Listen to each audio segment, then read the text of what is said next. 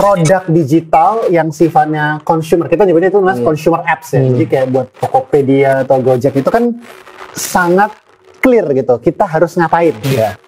Jadi kalau misalnya menggunakan metode membandingkanlah dua desain. Biasanya kayak gitu kan. Dua desain A, desain B, A/B testing lah. Namanya kan istilahnya desain A, desain B.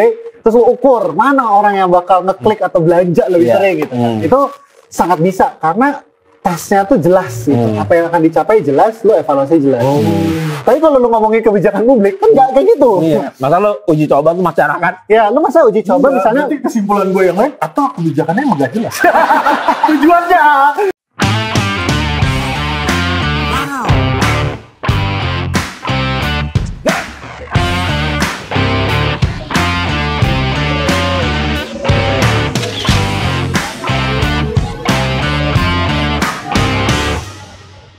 Kembali lagi warga setempat di channel Sekolah Politik dan Komunikasi Indonesia bersama program Suara Warga. Masih sama Mamot yang inlander. Dan ini ada orang pintar namanya Pras dari Tim Polisi. Ini kita satu komunitas di koalisi Mimpi Basah itu yang organisasi ARE Mimpi Baru. Jadi Pras ini Mimpi Baru bro. Tapi orang masih ingatnya Mimpi Basah kan. Analoginya gitu. Iya. Oke. Tapi lo bisa kenalin diri lo gak? Lo di mana dulu kuliah apa gitu? Oh iya bisa. Jadi nama gue Pras. Gue sebenarnya sekarang jadi CEO-nya Tim Polisi. Jadi memang itu organisasi yang fokusnya kita ingin mencoba memperbaiki lah kebijakan publik di Indonesia. Menstigma pemerintah tidak buat kebijakan bagus. Memperbaiki kebijakan publik jadi lebih baik. Yang sekarang mungkin dilakukan udah baik, kita bikin lebih baik.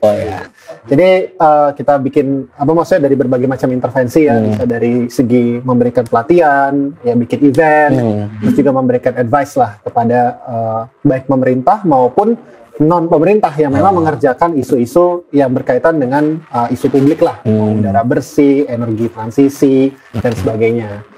Dan mungkin latar belakang gue ini juga sebenarnya cukup menarik ya, beda lah. Biasanya kan orang kebijakan publik kan lo FISIP atau lo dari anak ekonomi gitu ya.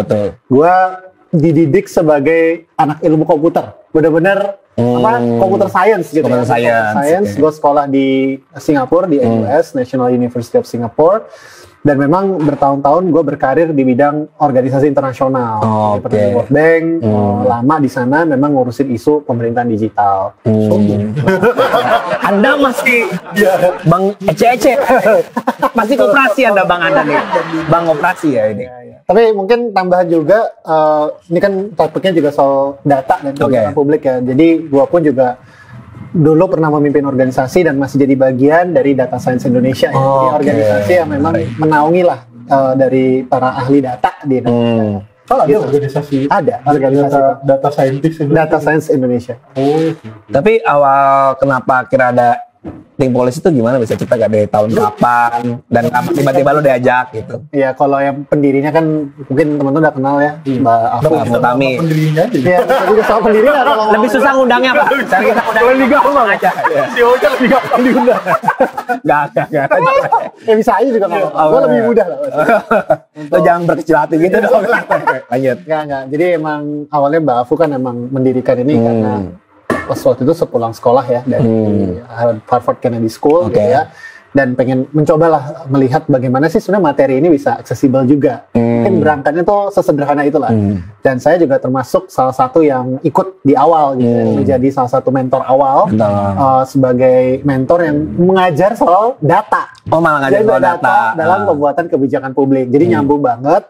Dan disitulah akhirnya berkembang terus ya sampai sekarang Think Policy jadi kayak gini. Kita mulai tuh kalau nggak salah di 2019, benar-benar sebelum pandemi gitu ya. Jadi sebelum pandemi kita mulai, pas 2020 kayaknya setelah pemilu deh seingat saya. Nggak terlalu ingat sih gue juga kayak kapan mulai tepatnya. Tapi berangkat dari ide sederhana itu ternyata banyak banget ya ketertarikan orang-orang untuk ngembangin terus bahwa ternyata emang banyak yang peduli kok untuk ngebenerin atau bukan ngebenerin ya, membuat kebijakan publik menjadi lebih baik.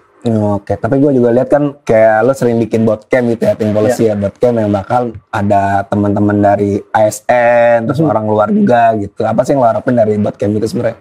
Kan kalau tadi gue sempat bilang di awal kan memang kita mencoba mengintervensi dari banyak area lah, mulai dari segi proses, dan juga dari segi skill gitu ya. Nah, bootcamp ini pada dasarnya adalah untuk memperbaiki dari segi skillnya. Jadi gimana caranya supaya ilmu-ilmu tuh makin bertambah lah, terutama buat teman-teman yang bekerja di sektor publik. Jadi kayak bagaimana cara membuat kebijakan, mendesain pilihan-pilihan, terutama dalam membuat keputusan, melakukan analisis yang kuat gitu. Jadi memang dilengkapin lah ilmunya supaya bisa menjadi pembuat kebijakan yang handal. Wih, mantap. Soalnya gue daftar nggak keterima, Pak.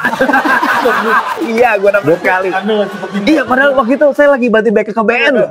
Rebranding ditolak saya. Tapi maksud gue, apa yang ngebedain lo sama kayaknya nggak tahu ya banyak, atau apa yang membedakan lo dengan NGO lainnya? Ya, atau mungkin dia tuh lebih spektrumnya ke think tank kali ya. Ya, atau think tank lain kayak CSIS atau Indonesian Institute dan semacamnya. Institute atau yang lainnya. Maka mereka kan juga lembaga-lembaga yang mencoba memperbaiki kebijakan publik kan lewat berbagai cara gitu. Mungkin kalau kita bedanya adalah kita mungkin mencoba pendekatan yang agak berbeda ya. Jadi jadi dalam artian satu mungkin nggak kayak lembaga think tank lain atau NGO lain, kita membuat itu menjadi 5 layanan gitu, paket lengkap. Jadi paket lengkap ini bukan karena hanya ada market fit gitu ya, tapi juga berkaitan dengan dalam menyelesaikan suatu permasalahan publik itu kan banyak isu. Jadi kayak kita ngomongin perbaikan skill, kita ngomong berbicara dengan akademinya think policy, si pelatihan. Kita berbicara soal bagaimana menyalurkan aspirasi masyarakat untuk bisa berkumpul, berdiskusi. Kita punya namanya forum, bagaimana mengumpulin orang-orang untuk selalu bisa berdiskusi dan berkumpul lah di sana.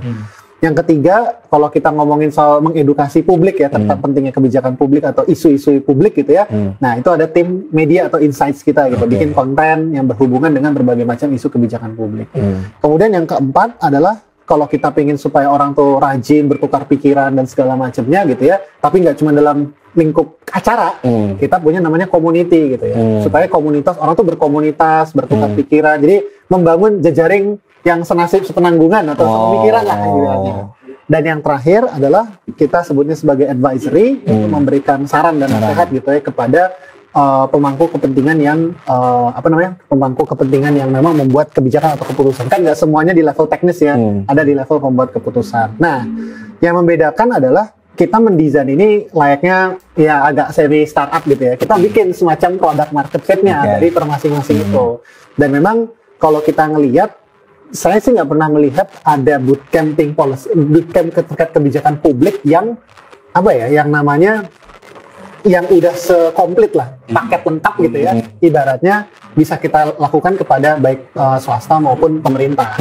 Jadi memang udah didesain sedemikian rupa supaya ini selalu bisa dipakai kapanpun ya, lebih tangible. Dan yang kita juga beda adalah karena kita tuh nggak semuanya full time. Kalau misalnya think tank kan benar full time researcher semua gitu. Nah, di sini kan banyak praktisinya juga. Karena kita membangun jejaring mentor kita, sehingga kita bisa memobilisasi lah pengetahuan itu menjadi lebih praktikal. Itu mungkin yang paling pembeda ya dibandingkan yang lain-lain gitu. Karena kalau mungkin sekedar pelatihan, saya yakin ya universitas pasti bikin lah semuanya udah.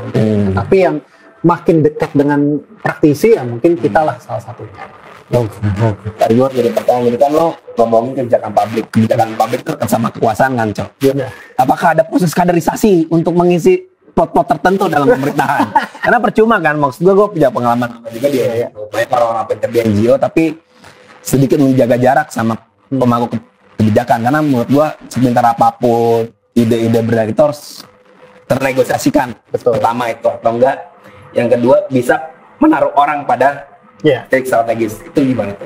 Mungkin kalau kita nggak mungkin nyebut kaderisasi ya, tapi kayak tadi dari 5 itu ada poin namanya layanan kita bernama community. Jadi kita memang ngembangin komunitas dari praktisi itu. Jadi kayak banyak yang masih ASN kayak misalnya level eselon 4, eselon 3 atau staff gitu, ataupun misalnya yang di perusahaan-perusahaan swasta tapi yang di bagian kebijakan publiknya gitu ya, mereka ada lah di dalam komunitas itu gitu, untuk kita masing berkumpul lah, bertukar pikiran, bertukar informasi gitu ya, sehingga ya kalau misalnya ada sesuatu bisa kita kontak orang-orang ini gitu. Jadi bersering kali gitu ya, misalnya think policy tiba-tiba diundang, oh bisa nggak ngomongin soal ekonomi hijau ya, kita udah punya pool orang-orangnya yang bisa kita ibaratnya tawarkan lah, terus kita sajikan sebagai orang yang mungkin ahli dalam ekonomi hijau gitu. Atau misal kita ngomongin digital, ya udah juga ada orang yang bisa kita sajikan sebagai orang yang ahli di dalam isu digital. Jadi memang kita cobalah nurture community ini gitu. Karena kan justru kekuatan Think Policy itu dari jejaringnya ya, terutama di level yang enggak teknis-teknis banget, tapi cukup level strategis, tapi mungkin belum sampai setinggi itu. Berinvestasi buat yang eselon 4 menjadi eselon 1. Iya. Makanya dekat sama ini ahli muda. Sama ya. Anda butuh ahli money laundering. Tadi udah diobrolin sih. Udah. Kan tembus proposal. Enggak.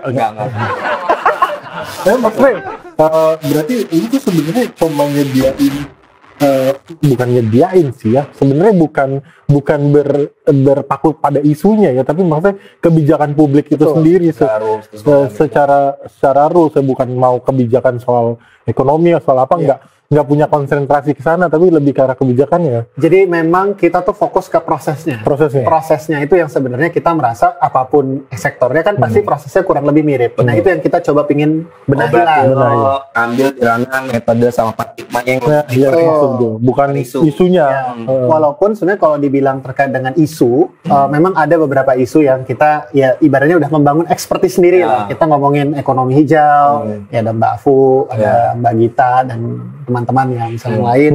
Kalau ngomongin soal digital ada saya gitu, ada teman saya yang lain juga. Kalau undang.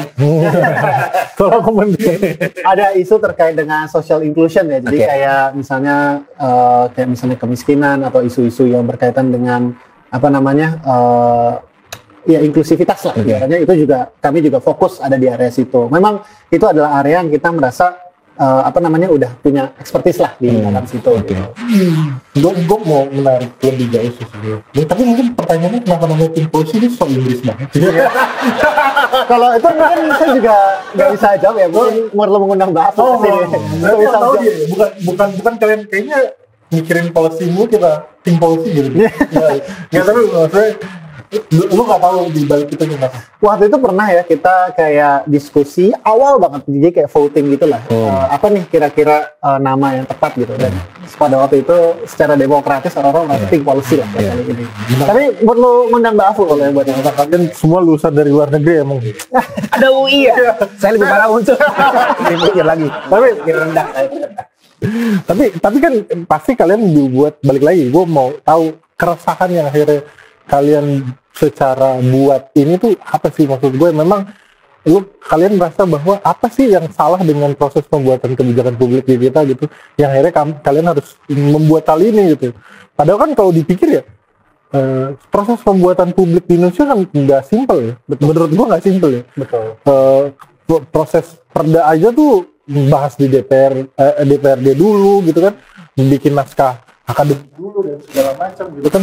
Itu kan bukan proses yang nggak mudah, dan berarti menurut lo masih ada yang kurang dari semua proses yang ribet ini gitu menurut. Kayak RUKUHP sekarang yang kayaknya ribet banget gitu. Ada gara-gara Jokowi seperti itu. Enggak. Jadi at least ada tiga ya yang kita waktu itu identifikasi awal apa sih yang menjadi isu gitu ya terkait dengan kebijakan publik. Jadi yang pertama, memang keterampilan dan keahliannya itu kan memang tidak banyak ya. Adalah soal kebijakan publik, ada soal ada SGPT-nya Pak. Ada UI juga punya pasti kan, sekolah-sekolah itu ada gitu. Tapi apakah keterampilan itu sesuai nggak sih dengan tantangan zaman kita gitu? Bener nggak sih sekarang kita ngomongin isu kebijakan publik kan kompleks. Kita ngomongin perubahan iklim gitu ya misalnya. Mungkin suka dianggap sebagai isu, wah ini kan isu ngawang-ngawang, orang-orang yang elit aja gitu. Padahal kenyataan dengan semakin banyaknya bencana alam, tiba-tiba gagal panen, itu kan sesuatu yang sangat real kena ke kita gitu. Nah ini kan membutuhkan koordinasi yang luar biasa kompleks gitu. Nggak mungkin kalau pakai ilmu-ilmu zaman dulu gitu, kalau seandainya kita nggak beradaptasi. Itu nomor satu yang kita lihat. Nomor dua adalah, apakah proses pembuatan kebijakannya itu sebenarnya sudah mengakomodir nggak sih dari berbagai pihak? Kita ngomongin negara demokrasi ya, negara kita gitu. Udah inklusif nggak? Udah bisa mengakomodir aspirasi anak muda, disabilitas, orang-orang yang mungkin termarginalkan dan segala macam, sehingga benar-benar apa yang kita keluarkan itu berdampak secara maksimal lah untuk semuanya gitu. Sama yang ketiga, apakah yang membuat kebijakan itu juga aware dengan insights ataupun juga isu-isu yang akan mereka hadapi dalam membuat keputusan tuh benar-benar membuat pertimbangan yang matang atau enggak gitu ya. Nah itu sebenarnya 3 hal itu yang kita ibaratnya adalah area yang kita rasa ini mungkin di mana think policy bisa membantu dalam menyelesaikan masalah. Kita nggak pernah mengklaim dengan think policy semua masalah selesai gitu, tapi setidaknya kita melihat di situ ada gap yang mungkin kita sebagai think policy bisa coba atasi. Ini gue menarik ya, maksud gue juga belajar soal kebijakan publik juga. Salah satu yang gue tutup tuh Dr. Yan Nugroho, kebijakan di UI. Jadi emang semua muasal nanti kebijakan itu kan sebenarnya dari data. Betul. Data tuh netral, tapi perspektif, ideologi, saya itu mempengaruhi bagaimana kita ngeliat data kan. Betul. Tapi gue gak bakal mengarah ke sana, itu udah sikap dalam pembuatan politik. Tapi maksud gue, lo kan ahli data nih, bagaimana nih sebenarnya situasi perkembangan data di Indonesia? Oke. Karena kan sempat beberapa kali kayak Bappenas dan semacamnya udah ngomongin soal one map policy, one data policy dan semacamnya. Tapi gue sampai saat ini belum melihat progresnya. Betul. Karena menurut gue kesemautan undang-undang atau nggak regulasi maupun kebijakan di level kementerian itu akan selesai kalau emang kita punya data tunggal yang akhirnya nggak bertabrakan antara pusat sama daerah. Itu gimana? Ini pertanyaannya bisa dijelaskan sehari semalam ini kan isunya banyak sekali ya gitu. Kayak pertama kalau kita ngomongin isu data, ibaratnya kita percayalah bahwa data itu mesti menjadi basis ya dalam melakukan analisis, dalam melakukan berbagai macam pertimbangan lah dalam pembuatan keputusan gitu, buat di swasta maupun di pemerintah. Nah, mungkin yang sebenarnya perlu dipahamin terlebih dahulu, kita nggak akan pernah bisa punya namanya data tunggal. Apa sih maksud data tunggal? Apa maksud data tunggal? Karena bisa aja kita ngomongin, ya ini paling gampang lah contoh gitu ya. Kita ngomongin angka partisipasi sekolah antara Kemendikbud gitu ya dengan BPS gitu. Ya dua-duanya mungkin angkanya berbeda. Karena yang satu basis perhitungan anaknya adalah dari tempat si anak tinggal, yang satu lagi berbasis pada tempat si anak sekolah. Mau sampai kiamat juga nggak akan sama. Karena dan apakah salah dua-duanya? Enggak. Karena dua-duanya memang punya metode yang berbeda dan sebenarnya itu tidak apa-apa dalam misalnya mengumpulkan data lah, dalam mengolah. Kita kan nggak bisa bilang bahwa ada satu cara untuk melihat fenomena itu secara tunggal itu kan nggak bisa gitu. Tapi yang perlu dipertanggungjawabkan itu adalah metodologinya. Nah, menurut gua salah satu yang memang kurang untuk dipahamin adalah ya kenyataan itu dulu gitu. Kenyataan bahwa memang untuk data tunggal itu nggak akan mudah lah untuk kita bisa lakukan itu karena pasti ada keberagaman. Tetapi yang perlu kita pastikan adalah ya pertanggungjawab atasan metodologinya dan suatu metodologi cara mengumpulkannya dan sebenarnya juga dianalisis adalah konsekuensi dalam menggunakan data itu. Nah, ini saya akan bagi dua ya. Jadi memang terkait dengan itu ada yang sifatnya kita mengumpulkan data untuk analisis. Jadi kayak misalnya BPS gitu ya, ada Susenas, ada Sakernas gitu ya. Memang dikumpulkan untuk melakukan analisis. Tapi ada juga data yang dikumpulkan secara elektronik. Jadi macam EKTP, kita ngomongin data bansos, kita ngomongin sekarang di Kemenkes ada electronic medical record, yaitu terobosan yang luar biasa banget. Nah, itu adalah data-data yang memang mau nggak mau akan jadi tunggal gitu. Tapi kenyataannya kan dia tidak mudah ya. Menunggalkan data itu kan tidak mudah. Dan data yang akan kita tunggalkan itu pasti akan punya konsekuensi gitu. Misalnya contoh kalau ngomongin bansos ya, berbeda metodologi mengukur kemiskinan, membuat satu orang dapat bansos, tidak dapat bansos. Nah, jadi stake atau misalnya taruhannya menjadi lebih tinggi lagi gitu, terutama dengan data-data yang seperti itu. Nah, oleh karena itu, makanya kalau saya bilang dari keseluruhan ya, ketika kita ngomongin kebijakan publik, terutama terkait data dengan marwahnya atau nature-nya dari data itu sendiri adalah bagaimana pembuat kebijakan itu satu pasti menggunakan data dalam mengambil keputusan, melakukan analisis, mengambil kebijakan siapa yang dapat siapa yang enggak. Yang kedua adalah memastikan bahwa kita bisa mempertanggungjawabkan itu. Nah, mempertanggungjawabkan ini menurut saya juga susah. Itu ada aspek komunikasi, aspek politiknya juga kan. Nah, mungkin itu peran yang sebenarnya kurang untuk bisa disampaikan gitu. Karena kadang-kadang kan terlalu teknokratis ya. Udah pakai data aja untuk kumpulin dan untuk menyelesaikan masalah. Tapi banyak banget isu yang sebenarnya perlu kita perhatikan, komunikasi dan meyakinkan bahwa ini yang terbaik yang kita punya. Betul. Karena sebenarnya buat ngubah angka kemiskinan gampang, ubah aja variabelnya gitu. Iya, bisa. Gitu, kan? Kurang. Apa kayak data yang Jokowi 3 periode? Yang katanya banyak. Disurvei di Solo. Iya, disurvei di mana saya nggak tahu. Nggak, tapi pertanggungjawaban kan nggak jelas gitu. Ya maksud gua kan tadi ini problematik ya, maksudnya soal data. Ya salah satu yang tadi gua bilang kayak one map policy aja sampai sekarang ribet gitu, selesai karena ada kepentingan ekonomi politik yang di belakang sana. Tapi sekarang kan juga ada era di mana ngomongin big data gitu ya. Maksudnya bisa nggak sih kita data driven kita dari big data itu dalam artian semacam footprint digital kita sebagai policy itu memungkinkan apa enggak? Maksud gua ya oke lantar si Google nggak mau nge-share data, Facebook nggak mau nge-share, tapi memungkinkan nggak kalau saya kebijakan publik berbasis big data itu? Kalau dibilang memungkinkan bisa, bisa. Tapi kembali lagi prinsipnya adalah accountable. Bagaimana kita mempertanggungjawabkan pengumpulan dan metodologinya gitu ya. Jadi isu dengan big data biasanya adalah big data ya asumsi kayak data-data dari Google, data-data dari Facebook, sosial media dan segala macam. Ya kita juga sama seperti yang saya bilang tadi ya. Masalahnya lebih kepada bagaimana kita ngolah dan mempertanggungjawabkan asal data itu. Jadi kalau kita ngomongin Facebook, bisa nggak kita pertanggungjawabkan kalau misalnya analisisnya adalah kemiskinan berbasis Facebook gitu. Bisa nggak kita mempertanggungjawabkan bahwa itu mewakili seluruh masyarakat Indonesia? Apakah kita bisa pertanggungjawabkan nggak bahwa tanpa memandang kelas sosial semua punya Facebook? Bisa nggak kita melakukan itu? Dan juga ada banyak isu lain bahwa kayak misalnya data-data yang sifatnya sangat granular gitu, kayak misalnya data tren yang ada dari Google dan segala macam, bisa kita pertanggungjawabkan nggak bahwa itu sesuatu yang benar atau bukan dari bot gitu ya. Jadi kalau saya bisa bilang, apalagi kalau kita ngomongin big data ya, jadi konsep orang tuh sekarang ada juga bisa bilang lebih baik small data tapi high quality daripada big data karena pasti akan kotor gitu. Big data itu nggak akan pernah bersih gitu. Pasti karena yang dilakukan benar-benar cuma ngumpulin doang dan itu hasil yang begitu banyak. Kita tetap melakukan cleansing dan segala macamnya. Jadi prinsipnya akan tetap sama. Bagaimana kita mengolahnya dan yang kedua adalah bagaimana kita bisa mempertanggungjawabkan ya hasil olahan dan juga bagaimana ngumpulinnya karena itu akan mempengaruhi bagaimana kita akan menyampaikan hasil analisis itu. Kamu udah pemerintah sekali. tapi menarik deh. Tapi soalnya gue ngerasa kayak itu, soalnya dia bisa menjustifikasi pemerintah. Kan kadang-kadang data yang disajikan pemerintah sama data yang disajikan NGO suka beda kan. Kamu suzon, kamu tahu. Data pemerintah itu data yang kecil tapi berkualitas. Oh iya. Data-data NGO tuh survei yang hampir nasional tuh kotor itu. Kotor ya, kalau data pemerintah bilang kita segitu ya segitu, berarti itu berkualitas itu. Karena gue maksud gue akhirnya kan lu punya gap yang tadi di awal. Terus kita ngomongin soal data gitu kan. Salah satu yang gap yang gue bilang masalah sensibilitas pemerintah gitu. Yang nomor 2 tadi kan bahwa akhirnya nggak banyak dan impact juga sih nantinya impact. Ini akan berhubungan dengan nggak banyak kebijakan publik yang akhirnya punya sense gitu kan. Nah sense itu kan bisa kita lihat dari data. Betul. Pasti kan.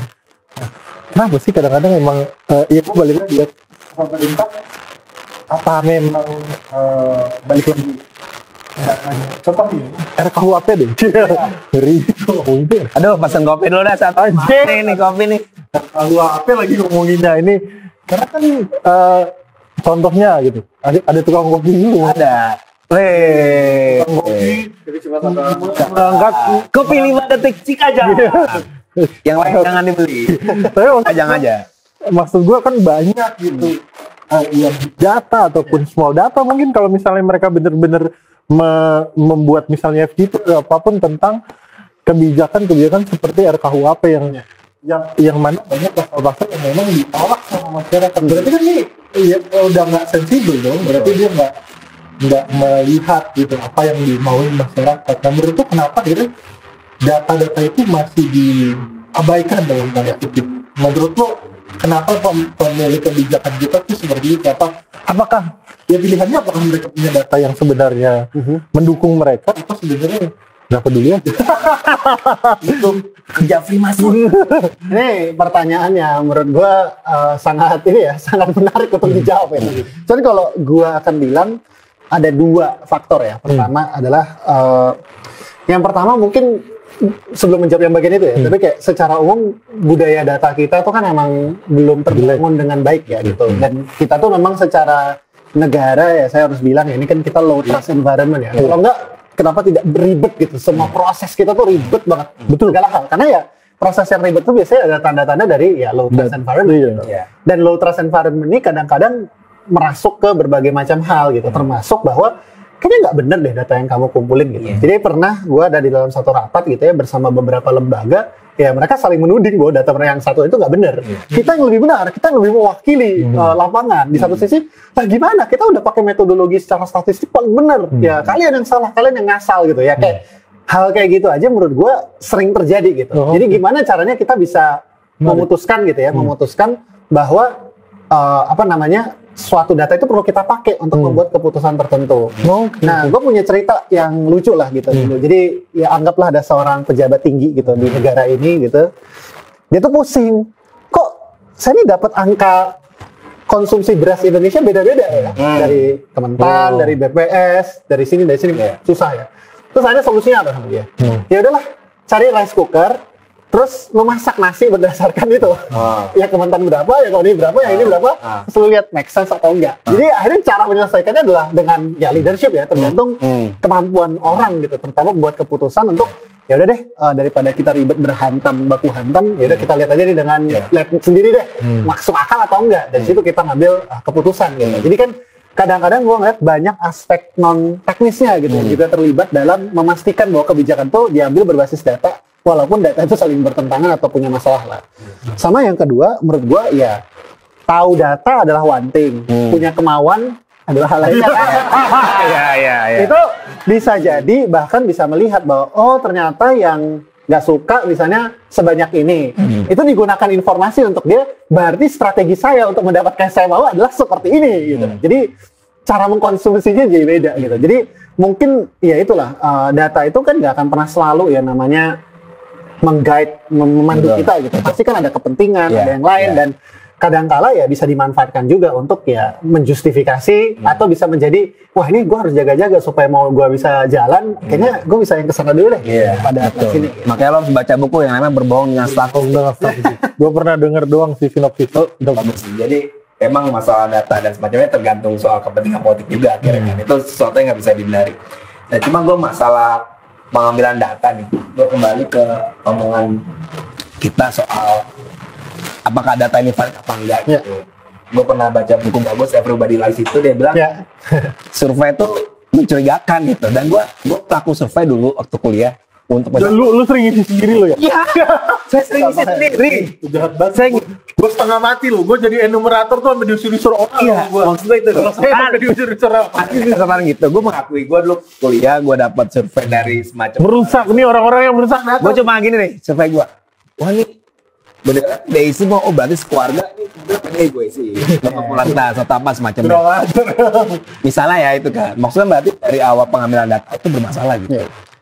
Maka di satu sisi ada big data ya orang merasa tidak tersurvei yang jadi diri kita sendiri dan gua rasa itu jauh lebih valid ketimbang apa yang namanya survei.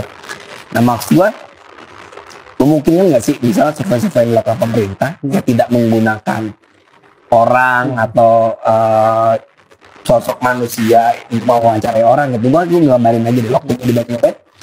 Gua selalu minta tuh orang-orang tuh kalau bisa wawancara anak muda tuh wawancara anak muda ya anak muda gitu. Jangan sampai orang tua. Karena misalnya gue nanya apakah Anda sudah seks bebas, kan nggak mungkin dijawab dong kalau yang wawancara lo tuh kayak udah kayak ibu. Tapi bahkan sama anak muda aja juga belum tentu juga. Maksud gue, lo sebagai pengalaman data banyak, mungkin nggak sih kita menghilangkan bias-bias atau enggak fraud-fraud di level pengambilan data itu gitu. Ini apa ya? Sering ya ini emang selalu terjadi ya, apalagi kalau kita ngomongin data survei. Nanti gue balik ke Everybody Lies, karena gue juga tahu buku dan baca buku itu gitu ya. Jadi yang pertama terkait dengan survei ya memang pasti ada isu itu ya. Jadi kan pasti enumerator ya, udah pernah jadi enumerator kan pasti dilatih lah dengan berbagai cara untuk memastikan mendapatkan data dan segala macam. Karena kita juga harus paham tadi ya, gue bilang kan pertama kita juga harus acknowledge ya, apa maksudnya kayak masalah-masalah dari masing-masing metode gitu. Semua tuh pasti punya masalahnya gitu.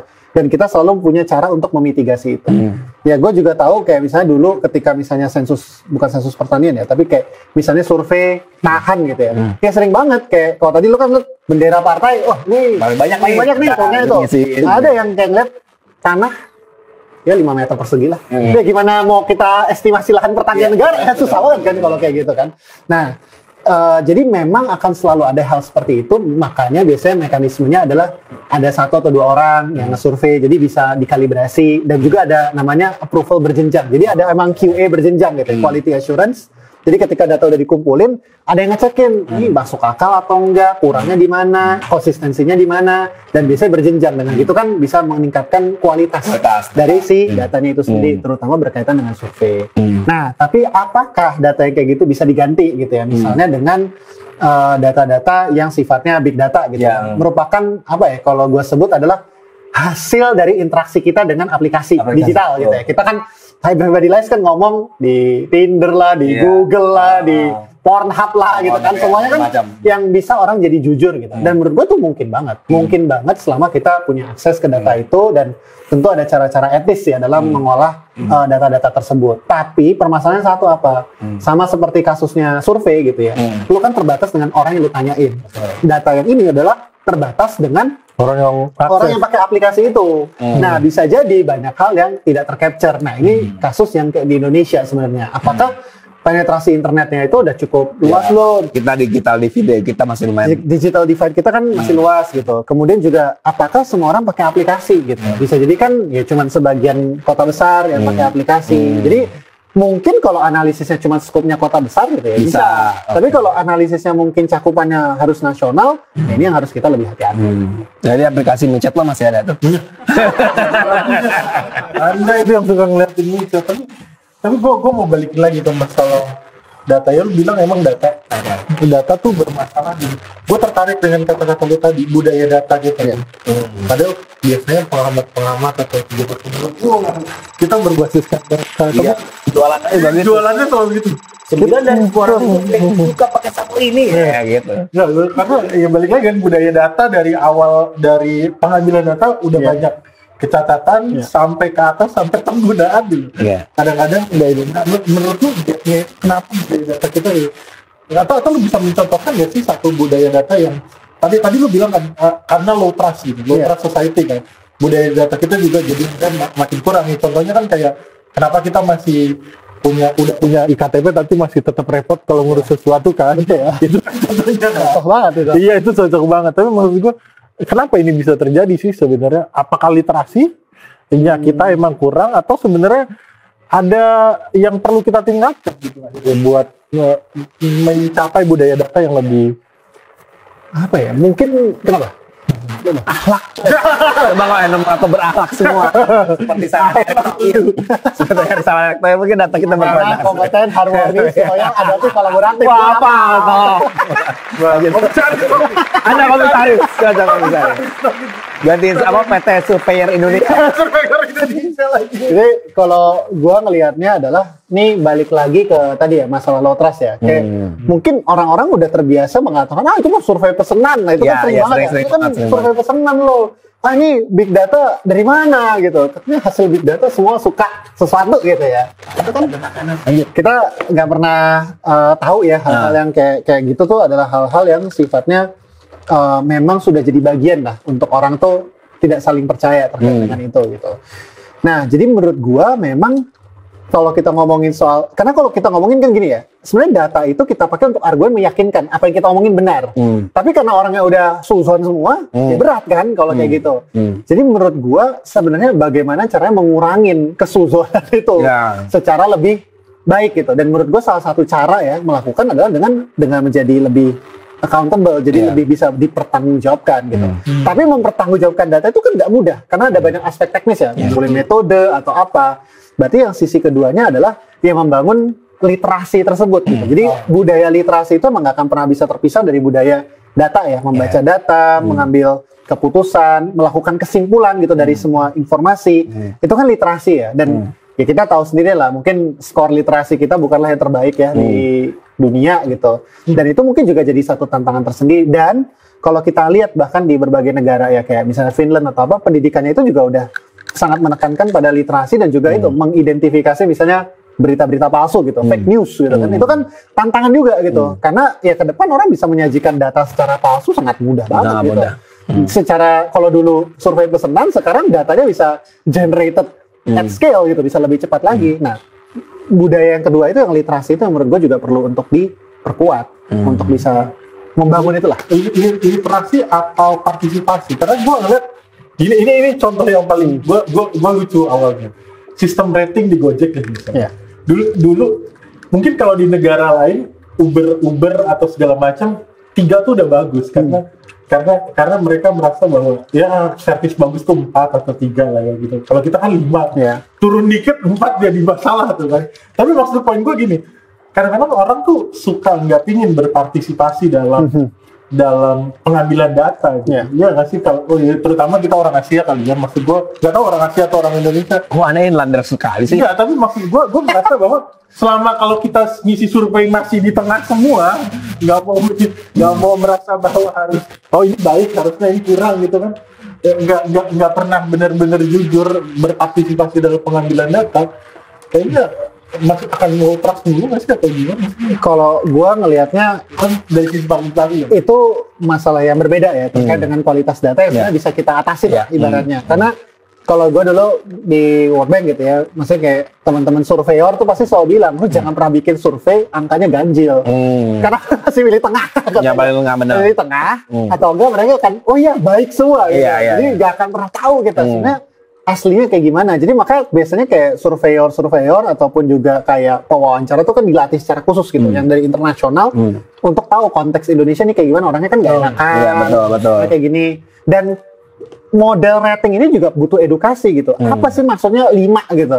Apa maksudnya 4? Apa maksudnya 3 tuh nggak ada yang masuk akal. Jadi kayak contoh dulu saya pernah bikin bootcamp data science gitu ya. Terus salah satu yang bikin projectnya itu adalah nge-analisis rating game di Play Store. Terus dia menyatakan bahwa emang ngaco ini warganet Indonesia. Karena bisa jadi ada yang ngasih 5, 5, terus kemudian 1. Dibilang katanya, gue coba main dulu ya bro, jadi gue titip bintang 1. Ya rusak kayak gini. Ini kan betul gitu kan. Kalau lu perhatiin deh, kalau ke Play Store gitu, atau misalnya aplikasinya mendukung LGBT, jadi langsung 1. Jadi 1. Semuanya jadi tidak berbasis kualitas. Jadi memang suka tidak suka, apa tidak suka ya. Jadi menurut gue juga memang ada unsur budaya gitu. Makanya beberapa big tech gitu yang masuk ke Indonesia tuh nggak akan mudah gitu. Karena ada beberapa aspeknya tadi kayak ngomongin soal rating. Gue juga ingat dulu pertama kali Uber mau coba masuk kan di ban. Taktik mereka tuh adalah bikin petisi di change.org. Ya mana dibeli. Lu kan biasanya menggunakan taktik lain kan gitu ya. Terutama kan karena cara orang berinteraksi dengan digital dan perangkat yang menghasilkan data itu kan sangat berbeda gitu di negara lain dengan misalnya di kita gitu ya, termasuk tadi yang sistem rating itu. Ya, tapi berarti lo menangkap sebenarnya partisipasinya nggak berpengaruh di situ atau budaya. Maksud gue lebih ke arah partisipasi. Ya lah, orang kita naik Gojek aja, jangan lupa bintang 5 ya udah gitu. Iya, kan ada rasa tidak enak kan. Terus sebenarnya malas aja ngasih rating kan. Iya, atau malas ngasih rating atau kita akhirnya nggak ngasih rating. Kalau nggak ngasih rating itu udah tipikal. Jadi memang kalau lu lihat misalnya click rate gitu, misalnya kok kasih survei atau misalnya kita kasih sesuatu, menilai sesuatu secara online, paling 1-2% udah bagus. Maka bisa ngasilin tuh kan kejutaan orang. Karena memang itu nature-nya dari survei-survei yang sifatnya online gitu. Kalau lu ngomong bahwa big data juga nggak bisa menyelesaikan masalah kita ya, tapi beberapa startup kita membuktikan, ya kan, maksudnya dalam artian contohnya beberapa ya misalnya Tokopedia, Gojek tuh mereka kan menentukan di mana letak tombol home, di mana letak keranjang gitu kan. Itu kan based on data kan? Kenapa sih kita nggak bisa sesensibel itu juga itu akhirnya dengan big data itu? Maksudnya sebenarnya coba dulu lah gitu. Ya beda ya, ini karena ya gue juga mengerjakan hal seperti itu gitu ya. Produk digital yang sifatnya consumer, kita nyebutnya itu namanya consumer apps ya. Jadi kayak buat Tokopedia atau Gojek itu kan sangat clear gitu, kita harus ngapain. Jadi kalau misalnya menggunakan metode membandingkanlah 2 desain, biasanya kayak gitu kan, 2 desain A, desain B, A/B testing lah, namanya kan istilahnya desain A, desain B, terus lu ukur mana orang yang bakal ngeklik atau belanja lebih sering gitu. Itu sangat bisa karena tasnya tuh jelas gitu, apa yang akan dicapai jelas, lu evaluasi jelas. Tapi kalau lu ngomongin kebijakan publik kan nggak kayak gitu. Masa lu uji coba tuh masyarakat? Ya, lu masa uji coba misalnya? Nanti kesimpulan gue yang lain atau kebijakannya emang nggak jelas. tujuannya nggak jelas. Jadi nggak bisa aja ukurannya kan? Iya dong, bisa. Ya, Anda sangat nyinyir. Enggak dong. Bisa jadi komisaris. Tapi gue ngomong ke baik ke dari data dan sebagainya, memang PR panjang lah kita Aduh, tapi mungkin nggak sih sebenarnya untuk semacam gotong royong data gitu. Maksud gue kan hari ini perusahaan-perusahaan tuh punya data yang menurut gue lebih advance gitu ya daripada data yang dimiliki pemerintah. Sedangkan mereka bagi lagi itu data yang penting banget, berharga sampai nggak berharga, sebenarnya yang juga berharga dia dapat publik. Tapi data-data yang paling penting malah nggak dikasih. Mungkin nggak sih dengan regulasi atau dengan kolaborasi tapi ya hal situ data emang bisa digabungin gitu. Atau mungkin ada case yang pernah dapat ternyata di negara mana data dari private sector bisa dibagi ke pemerintah. Ada dan lebih itu punya gue. Jadi ada istilah namanya data filantropi. Dulu gue pernah coba untuk ngelakuin di Indonesia, tapi kembali lagi nggak terlalu bisa jalan gitu. Karena gimana? Data filantropi itu dilakukan di US ya, terutama karena big tech companies ini emang mature sekali dalam pengelolaan teknologi dan pengelolaan datanya. Mature sekali atau sangat memantau sekali penggunanya. Kata Susana juga capitalism surveillance capitalism gitu ya. Jadi mereka lebih tahu tuh pengguna iPhone kayak apa. Jadi mereka tuh selalu punya namanya data filantropi. Mereka udah tahu tuh punya dataset yang memang dibagikan kepada publik. Karena mereka udah tahu mana yang bisa saya monetize, mana yang sebenarnya bisa nih kita bagikan sebagai bagian dari tanggung jawab sosial, apalah naon-naon itulah. Nah, sedangkan kalau di Indonesia tuh mungkin belum sampai pada tahap itu, karena ya organisasi tech kita, perusahaan tech kita belum semature itu, belum memiliki manajemen yang kuat, belum memiliki masih mencari bisnis model, masih berusaha untuk memenangkan pasar. Jadi mereka nggak punya insentif gitu untuk misalnya membagikan data-data tersebut. Gimana data tersebut sebenarnya ya kalau dimonetisasi tuh mahal sekali gitu. Nah, biasanya makanya dilakukan kan adalah biasanya sifatnya ad hoc ya. Jadi orang request misalnya atau misalnya dia pengen melakukan kajian tertentu, mereka minta think tank untuk melakukan kajian tersebut gitu. Ini bro, jangan-jangan itu kebijakannya Pak Joni yang kemarin. Suruh daftar itu PSRE. Ya tapi kalau bisa diambil datanya kan. Orang NGO nih. Misal gue NGO soal sosial gitu. Gue bisa gak sih kayak request yang tadi misalnya ke Tokopedia, Gojek, gue minta berapa data gitu untuk kebutuhan komunitas gue. Bisa, cuman mereka tidak punya dedicated team. Bisa kayak gitu. Karena kadang-kala ya nanti dari tim datanya dengan pekerjaan yang bejibun itu ya nanti disposisi servernya hilang lah. Kayak gitu sama aja. Sama aja kok kayak di birokrasi. Tidak ada tempatnya bantu dia gitu. Sama aja. Saya aja.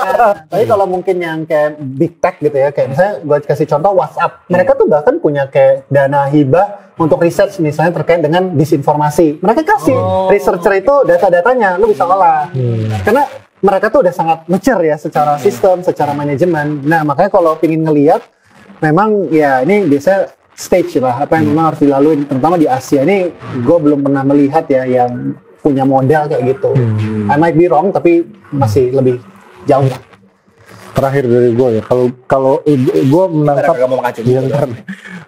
menangkap bahwa ya menurut lo mungkin sangat penting lah ya keberadaan data dengan kebijakan publik gitu, tapi akhirnya harapan lo nih nantinya nih kayak gimana sih kebijakan publik kita dengan data ini? Apa kita benerin datanya dulu atau benerin proses kebijakan publiknya dulu atau gimana? Atau benerin politisnya dulu? Iya. Sebenarnya nomor satu dulu tuh, enhancement the people dulu akhirnya.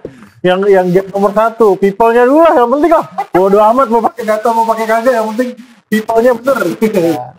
Menurut gue ini kan masalah adaptif ya, masalah yang ya permasalahan selalu evolusi lah, nggak bisa kita tangkap dan langsung selesai dulu ini maka kan selesai yang lain kan nggak mungkin gitu ya. Gue cukup tahu lah bahwa itu akan terjadi. Tapi gue ngelihatnya gini, permasalahan data itu gue kan berpikir ya dulu gitu, maksudnya kan gue udah lama di bidang ini gitu, ngurusin data dan pemerintahan gitu. Dulu gue berpikir kayaknya emang benerin datanya dulu deh, baru orang-orang mulai make. Tapi ternyata gue salah. Lo terlalu ya menurut gue harus dimulai dulu. Masalah apa sih yang lo mau beresin? Fokus lo sebagai politisi, sebagai pembuat kebijakan tuh apa? Misalnya lo pingin ngomongin bansos yang bagus. Dari situ lo berangkat. Pasti kan ada komponen data yang lo harus benerin, mau nggak mau. Jadi itu akan memberikan effort yang lebih tinggi untuk, oh iya ya memang data ini perlu gue benerin. Karena kalau enggak, janji gue atau misalnya apa yang perlu gue hasilkan nggak akan tercapai gitu. Lo mau ngomongin soal misalnya tadi pengelolaan kesehatan yang lebih bagus gitu. Maka bisa bikin kebijakan, ada momentum untuk bikin electronic medical record gitu. Itu kan sesuatu yang berangkat dari masalah dan tekanan gitu. Betul. Ketimbang kita ngeliat, woi bos benerin dulu datanya supaya lo kebijakan jadi jalan. Nggak akan kepikiran yang kayak gitu. Jadi memang buat para advokat data dan yang suka ngelakuin itu, gua rasa akan lebih banyak fokus lu cari dulu titik-titik di mana ada interest gitu dari politisi untuk mengubah dan memperbaiki. Di situ pasti ada elemen data yang lu bisa mainkan peran. Gue sepakat sih sebagai pragmatis gue. Jadi ngapain gue pakai data kalau nggak bermanfaat? Dia menyelesaikan masalah gue kan. Amerika banget coy. Amerika banget. Bodoh. Benar. Kalau gitu, gue pertanyaan juga nih terakhir sebelum kami tarik kesimpulan sama Mbak. Jadi kan sebenarnya data ini menurut gue ada 3 aspek ya yang bisa kita pakai. Pertama buat deskripsi, kedua buat ekspansi, menjelaskan kausalitas, sama yang ketiga tuh buat prediksi. Dan di beberapa swasta itu prediksi tadi lo ngomong prediksi jaya. Anjing. Makasih loh, lo ada effort lo ngelawak loh. Jaya. Itu yang dilakuin kan sama pusat teknologi memprediksi gitu. Maksudnya apakah pola melihat data prediksi ini bisa install dalam proses kebijakan publik kita? Karena menurut gua berkali-kali misalnya di Indonesia aja ya, kan laju inovasi itu kan lebih cepat daripada laju pengetahuan atau nggak data-data itu. Gua laju inovasi sama pengetahuan jauh bos kan. Kita masih ngomongin. Gua ambil contoh aja nih. Ya kita lagi masih ngomongin marketing tahun 70-an. Mas tadi ya kan, dia bikin Gojek. Semua kampus pada meneliti transportasi itu sekitar 1-2 tahun. Taunya di tahun yang sama dia udah bikin GoFood. Maksud gua itu di level perusahaan dia kan nggak bakal mikir soal regulasi dan iyalah. Itu di berbasis kebijakan bisa nggak sih kita kayak lo kira-kira nih industri masa depan ke sini, berarti kita harus siapin nih kebijakan yang kompatibel sama zaman yang mungkin belum kita temuin. Itu memungkinkan nggak sebenarnya? Iya mungkin banget ya. Lebih ke arah sebenarnya kembali lagi, lu menyelesaikan masalahnya para pembuat kebijakan dan politisi nggak? Lu merasa melakukan forecast ini berguna atau enggak? Ya betul, maksudnya kebijakan forecasting itu. Lakukan forecast ini berguna enggak? Ya kalau kita ngelihat cycle politik kita 5 tahun ya, orang kan banyak kan gimana caranya bertahan 5 tahun kan, ketimbang wah negara ini ke depannya lihat trennya apa gitu ya. Dan yang kedua adalah kalau ngomongin menggunakan data untuk prediksi, kembali lagi ya visi dan tujuan memprediksi ini apa? Apakah misalnya lu pengen melihat tren demografi, lu pengen melihat namanya pekerjaan masa depan permasalahan terkait dengan misalnya perubahan iklim itu apa, ke depan dampaknya dan segala macam. Tapi semua itu akan dikerjakan kalau merasa ini itu masalah. Kalau nggak merasa itu masalah, siapa yang mau kerjain? Nggak masalah. Masa depan ditentukan Allah. Ya benar. Jangan mendahului lu. Salah juga sih. Iya, lu jangan mendahului. Nggak boleh itu. Simpulan aja lu pusing gua kalau udah bangun itu dah. Gua menarik sih maksudnya. Ya kebijakan policy sama ya. Makanya namanya tim policy gaya-gayaan sih. Bahasa Inggris. Jadi makanya ya gua merasa sih memang kebijakan yang diambil oleh pemangku kebijakan kita, bahkan gua dari sektor swasta sendiri banyak rasa kayaknya memang banyak yang nggak tepat juga gitu di banyak perusahaan gitu kan, apalagi perusahaan-perusahaan yang udah lama gitu kan, kayaknya memang harus belajar gitu kan.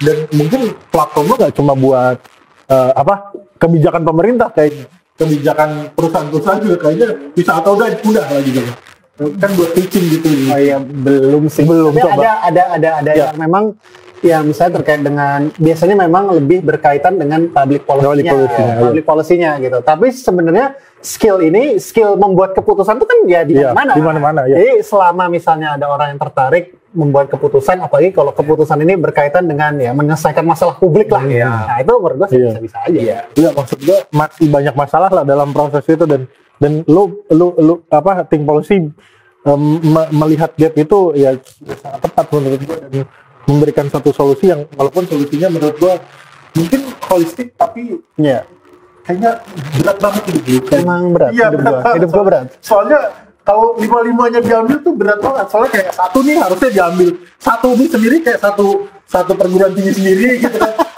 satu tugas, ini satu tugas dia tinggi sendiri gitu kan. Manjada wajada. Iya, iya tapi dia tuh kayak mau ngambil semuanya, yang mana harusnya ini dikerjain satu universitas, satu lembaga gitu. Itu kan impiannya supaya nanti jadi gede. Iya itu. Gitu. Itu tapi semangat perjuangan lah ya.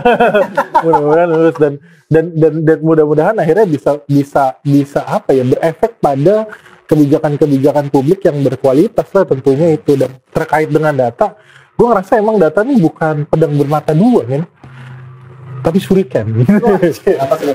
Banyak makanya ini susah lagi. Iya bener kan, buat mendapatkan datanya aja udah banyak masalah.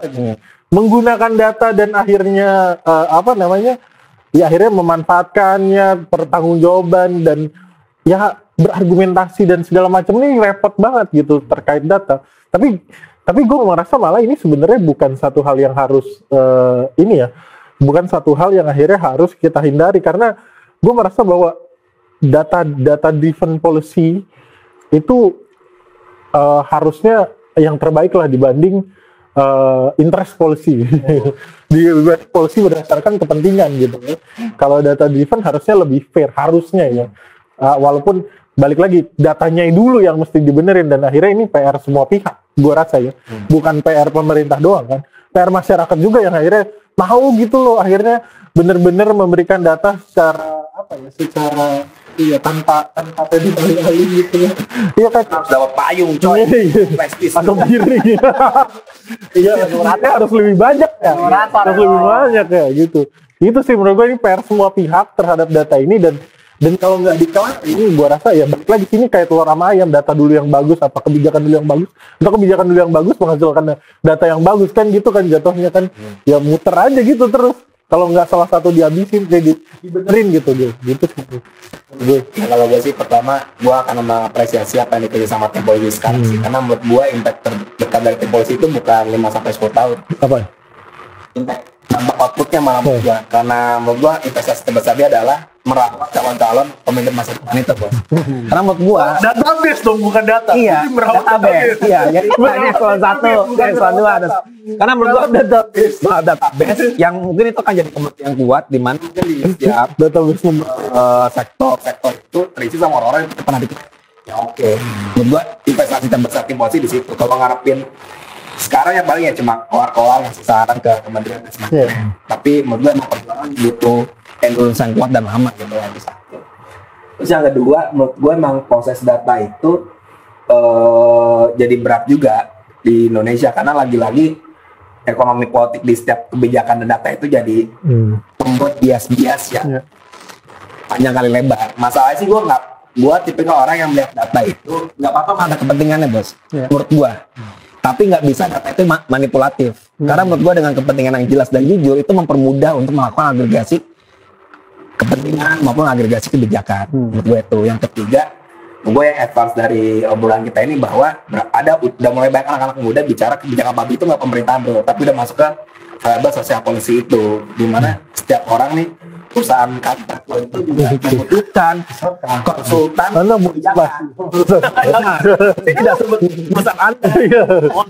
Maaf, saya lebih takut sama perusahaan daripada pemerintah. Lebih banyak duitnya loh. Iya makanya. Somasi Anda. Dan itu sih menurut gue, jadi emang masih panjang kayak lebar, tapi peluang-peluang data dan semacamnya itu perlu dioptimalkan. Menurut gue, karena kalau nggak berbasis data, kita nggak bisa juga berharap dengan berbasis keyakinan maupun perasaan juga. Jadi thank you banget Pras. Iya, datang kira-kira kalau follow lo di mana? Follow gue di Instagram di cahe.prasetya. Kalau tim polisi kan policy ID. banyak kan power mereka.